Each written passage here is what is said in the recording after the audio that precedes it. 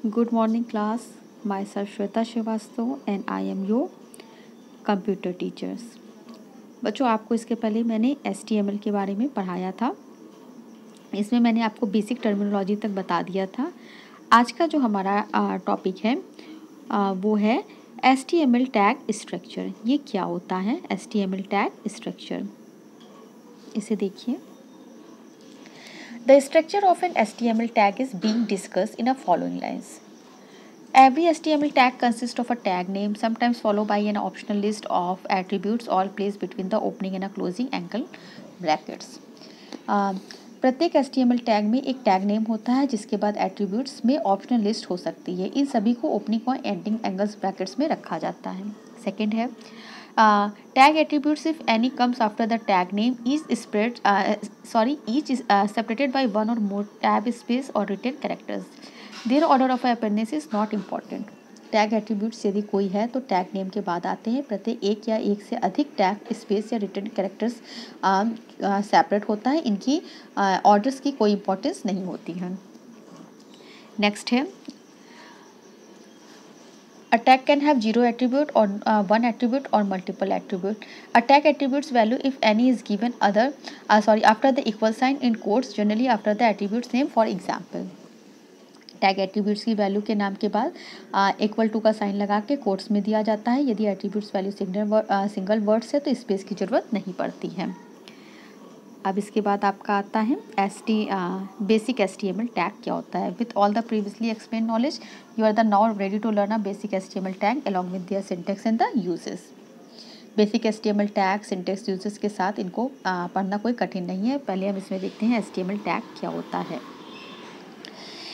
ये देखिए HTML और /HTML टैग किस HTML डॉक्यूमेंट्स की बिगनिंग और एंडिंग को मार्क करने के लिए यूज़ किया जाता है। ये टैग डॉक्यूमेंट्स के अपेयरेंस पे कोई इफेक्ट्स नहीं डालता है।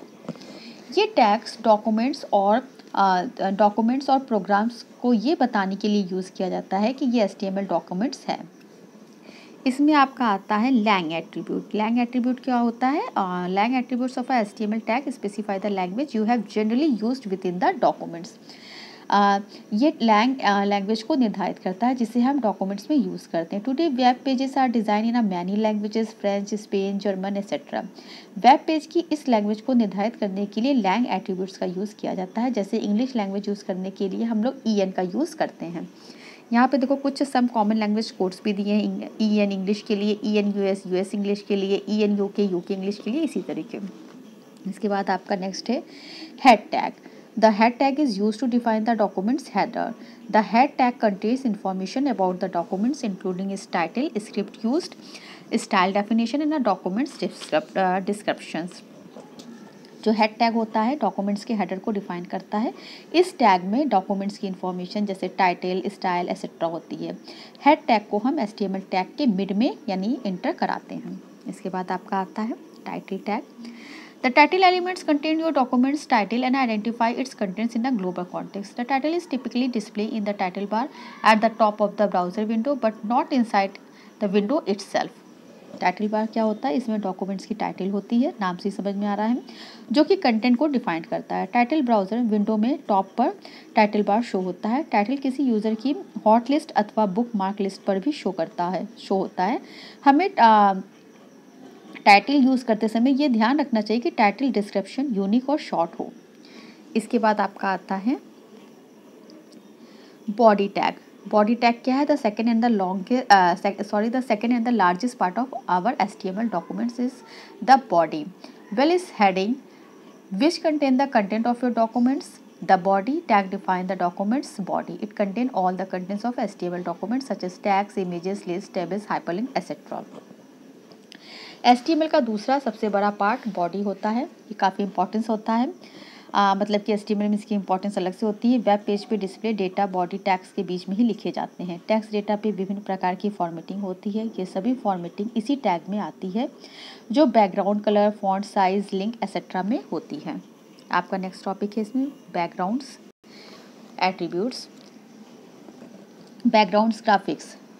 Never version of a web browser can load an image and use it as a background when display a page. Some people like a background images and some don't. It's general. If you want to include a background, make sure your text can be read easily when display on the top of the image. इसमें क्या होता है, web browser के नए version किसी image को load कर सकते हैं तथा पेज को बैकग्राउंड की तरह शो करते हैं। यदि हम बैकग्राउंड ऐड करना चाहते हैं तो ये हमें डिसाइड कर लेना चाहिए कि इमेज पे डिस्प्ले टेक्स्ट ईजिली पढ़ा जा सके। इसके बाद आपका नेक्स्ट आता है बैकग्राउंड कलर।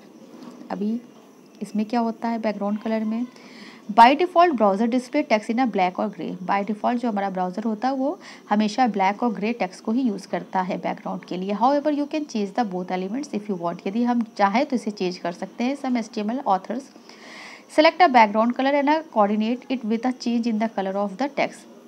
हम चाहे तो इसके टेक्स्ट को भी चेंज कर सकते हैं। Always preview change like this to make sure your pages and readable. हमेशा ऐसा कलर लगाना चाहिए जिससे कि हम पेज पे जो भी चीज़ें लिखे हैं उसको बहुत आसानी से पढ़ सकें। For example many people find red text on a black background difficult to read. यदि हम रेड टेक्स्ट को ब्लैक बैकग्राउंड पे लिखते हैं तो इसको पढ़ने में बहुत दिक्कत होगी। लेकिन यदि आप अपने टेक्स्ट का ऐसा कलर रखते हैं जिससे कि उसको पढ़ने में आसानी है तो वो ज़्यादा अच्छा समझा जाता है। इसके बाद जो आपका नेक्स्ट आता है वो है इसमें एक चीज़ और देख लीजिए, जो टेक्स्ट एट्रीब्यूट से लिंक का कलर और लिंक का कलर लिंक एट्रीब्यूट से, विजिट लिंक का कलर वी लिंक एट्रीब्यूट से तथा एक्टिव लिंक का कलर ए लाइन एट्रीब्यूट से ही चेंज कर सकते हैं। इसके बाद आपका जो आता है वो है setting left hand top margin. इसमें क्या होता है, the margin refer to the blank area left from the edge of a page. Margin वह ब्लैंक स्पेस होता है जो कि वेब पेज के किनारे छोड़ी जाती है। यदि लेफ्ट साइड स्पेस देना है तो लेफ्ट मार्जिन और यदि राइट साइड देना है तो राइट मार्जिन। इसी प्रकार टॉप मार्जिन भी इसी ऊपर से डिस्टेंस करने के लिए टॉप मार्जिन को लेफ्ट मार्जिन की तरीके ही यूज़ किया जाता है। इसके बाद आपका आता है HTML heading in HTML H1 to H6। ये क्या होती हैं? HTML has 6 level of headings number 1 through 6 with one being the largest. Heading are typically display placed in a large and or bolder fonts the normal body text. ये क्या होता है इसे देखिए आप। ये 6 लेवल तक के होते हैं जिसमें 1 जो होता है वो सबसे बड़ा होता है। जब वेब पेज पर कोई भी हेडिंग शो होती है तो उसके साथ ये नंबर्स भी शो होते हैं। उस हेडिंग का टेक्स्ट वेब पेज के सिंपल टेक्स्ट की तुलना में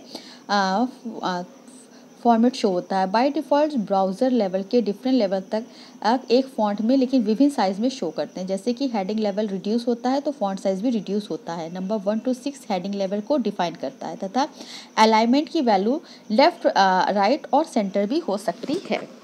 इसके बाद आपका आता है टेक्स्ट फॉर्मेटिंग। ये क्या होता है? टेक्स्ट फॉर्मेटिंग को देखो, you know the real fun start with the body of the web page as it is the place where you can put pictures, link or other documents, text etc and all that one time। तो text formatting में ये सारी चीज़ें होती हैं। Body tag की तरह ये भी इंपॉर्टेंट होता है। अब आप समझ चुके हैं क्योंकि इसके अंतर्गत pictures, documents, link, text etcetera define होते हैं। इन सभी को एक साथ डिस्क्राइब किया जाता है। टेक्स्ट के लिए कुछ भी मतलब जो टेक्स्ट लिखते हैं उसके लिए कुछ रूल्स होते हैं। ब्राउज़र रिटन टैग्स तथा लेटर्स के बीच में एक से अधिक स्पेस रिकॉग्नाइज नहीं देता है। इसी में आपका आता है ब्रेकिंग लाइन, जो कि लाइन को ब्रेक करने के लिए बनाया जाता है। Paragraph correctly you must put in a special marker unlike the tags for these represent single action that don't have beginning or end। इसमें क्या होता है, BR में जो पैराग्राफ होते हैं उनको बीच से ब्रेक करने के लिए इसका यूज़ किया जाता है। They do not come in a pair, ये पेयर में नहीं होते। They simply in one line and a jump to the next. एक लाइन जैसे कंप्लीट होती है नेक्स्ट लाइन में जंप कर जाता है। Use to line break, BR का यूज़ करते हुए हम बहुत आसानी से एक दूसरी लाइन में चले जाते हैं। इसके बाद आपका जो नेक्स्ट है वो है चेंजिंग पैराग्राफ अलाइनमेंट, जिसे बच्चों हम आपको नेक्स्ट लेक्चर में डिस्कस करेंगे। Okay class, thank you.